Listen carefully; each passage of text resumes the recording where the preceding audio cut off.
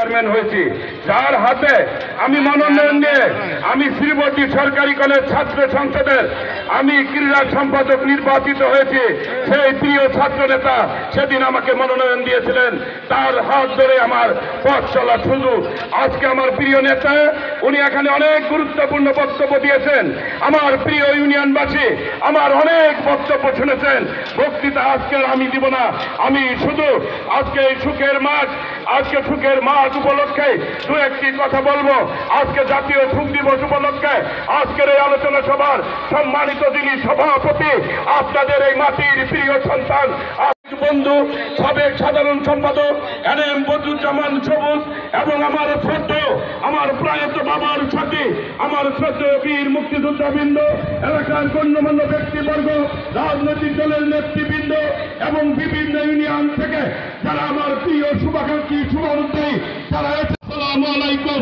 সুখের মাস আগস্ট মাস আমি প্রথমে শ্রদ্ধার সঙ্গে স্মরণ করছি যে নেতার জন্ম না হলে বাঙালি জাতি হিসেবে পরিচয় দিতে পারতাম না, যে নেতার জন্ম না হলে মায়ের ভাষা ফিরে পেতাম না, যে নেতার জন্ম না হলে বাংলাদেশের মানচিত্রে বাংলাদেশের পৃথিবীর মান জাতির জনক বঙ্গবন্ধুর বাসায় সেদিন আক্রমণ করে যখন গোলাগুলি শুরু হয় তখন বঙ্গবন্ধুর জ্যেষ্ঠ পুত্র শেখ কামাল দোতলা থেকে নেমে এসে যখন বারান্দায় দাঁড়িয়ে তোমরা কারা তখন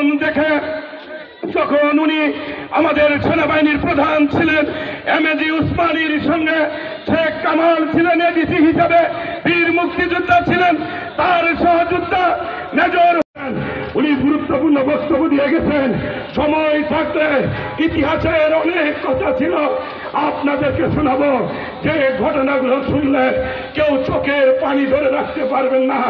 যে বাঙালি বঙ্গবন্ধুর ডাকে 7.5 কোটি বাঙালি ঐক্যবদ্ধ ছিল, তার ডাকে ঝাঁপিয়ে পড়ে যুদ্ধ করে 30 লক্ষ মানুষ শহীদ হয়েছে, 2 লক্ষ মা বোনের ইজ্জত দিয়েছে। বাঙালি জাতি পৃথিবীর বুকে বীরের জাতি হিসেবে ইতিহাসে নাম লিখিয়েছিল। সেই বাঙালি আবার বেঈমানের জাতি হিসাবে বঙ্গবন্ধু সপরিবার হত্যা করার পর তারা ইতিহাসে সেই বেঈমানের জাতি হিসেবে নাম লিখিয়েছে। এই কুলাঙ্গাররা আমাদের বাঙালি জাতিকে অপমান করেছে। আপনাদেরকে সতর্ক থাকতে হবে। তাই ভাইয়েরা আমার, আপনারা আমি জানি আপনাদের অনেক ভালোবাসা রয়েছে, আপনাদের অনেক আন্তরিকতা রয়েছে। আমি বিশ্বাস করি যার দ্বারা এইবারে আসলে জনগণ যাকে ভালোবাসে তাকেই জননেত্রী মনোনয়ন দিবেন 6 আগস্ট। আপনারা অনেকক্ষণ ধৈর্য ধরে এই গরমের মধ্যে আমরা আসলে বাতাসের কোনো ব্যবস্থা করতে পারি। আল্লাহর হস্তে এখনই দোয়া হবে, হুজুর দোয়া করবেন ফরমাল নিয়ম অনুসারে।